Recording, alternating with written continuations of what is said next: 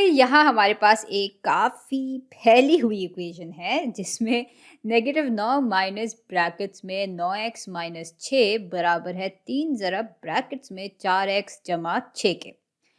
और अब हमें x की एक ऐसी कदर मालूम करनी है जिसको जब हम इस इक्वेशन में डालें तो इस इक्वेशन के दोनों जो हिस्से हैं वो एक दूसरे के बराबर रहें। भाई अब ये जानने के लिए हमें x को अलग करना होगा। अलग करने के लिए x की सारी टर्म्स को इक्वेशन के एक हिस्से में लाना होगा और ये सब करने से पहले हम इन ब्रैकेट्स को खोल लेंगे। अच्छा, यहाँ ब्रैकेट्स का मतलब ये है कि अंदर जितनी भी टर्म्स हैं उन सब को हम नेगेटिव से, या ये कह लें कि नेगेटिव एक, ये नेगेटिव एक के बराबर ही है, हम इससे ज़रब दे रहे हैं। और बिल्कुल ऐसे ही इन ब्रैकेट्स के अंदर जितनी भी टर्म्स हैं उन सबको ही हम ज़रब दे रहे होंगे 3 से। चलें फिर ये काम करना शुरू करते हैं अब। तो -9 यूं ही आ जाएगा और यहाँ -1 ज़रब 9x बराबर हो जाएंगे -9x के, और -1 ज़रब -6 बराबर हो जाएगा +6 के। और अब ये हिस्सा बराबर हो जाएगा 3 ज़रब 4x बराबर होते हैं 12x के, और 3 ज़रब 6 हो जाते हैं 18 के बराबर। तो अब ये इक्वेशन थोड़ी बहुत सुलझ गई है लेकिन हम इसको मज़ीद सुलझा सकते हैं। तो इस -9 में हम 6 को जमा कर देंगे तो ये बराबर हो जाएगा -3 के, और ये -9x यहाँ यूं ही आ जाएगा और इक्वेशन के इस तरफ 12x जमा 18 ऐसे ही आ जाएंगे। अब भाई x वाली टर्म्स को अलग कर लेते हैं और बाकी जो इकदार हैं उनको इक्वेशन के दूसरी तरफ ले आते हैं।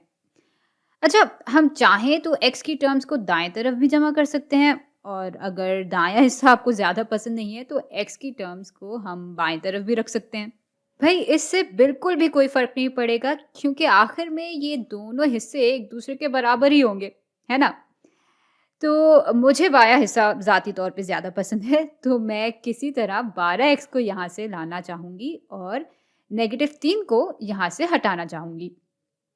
चलें फिर 12x को यहाँ से हटाने के लिए हम 12x को माइनस कर देते हैं, और फिर इक्वेशन की बराबरी कायम रखने के लिए हम 12x को यहाँ से भी माइनस कर देंगे।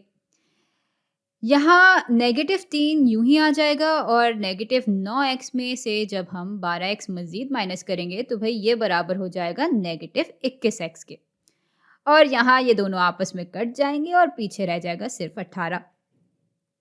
अच्छा, अब ज़रा -3 को यहाँ से हटाते हैं, और इसको हटाने के लिए हम इधर 3 जमा कर देंगे, और फिर इक्वेशन की बराबरी कायम रखने के लिए हम 3 इधर भी जमा कर देंगे।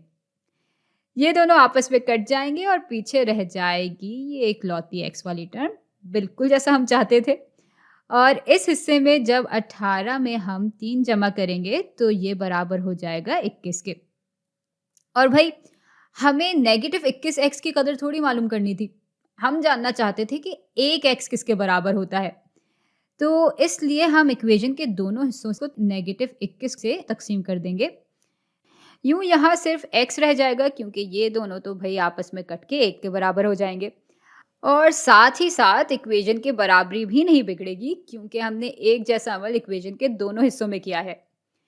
तो यहाँ रह जाएगा सिर्फ x, और यहाँ 21 को जब हम -21 से तकसीम करेंगे तो हमारे पास -1 आ जाएगा। तो भाई जवाब तो हमारे पास आ गया, लेकिन मुझे पता है कि आप इतनी जल्दी मेरा यकीन नहीं करते, तो इसलिए चलें ऐसा करते हैं, इसको परख लेते हैं। देखते हैं कि जब हम x की जगह -1 डालेंगे तो इक्वेशन के दोनों हिस्से एक दूसरे के बराबर आएंगे या नहीं। तो उसूलन यहाँ -9 माइनस ब्रैकेट्स में 9 ज़रब -1 माइनस 6 को बराबर होना चाहिए इस हिस्से के, जो कि है 3 ज़रब, और ब्रैकेट्स में हमारे पास आ जाएगा 4 ज़रब -1 जमा 6। चले इन दोनों हिस्सों को अब अलग अलग हल करते हैं।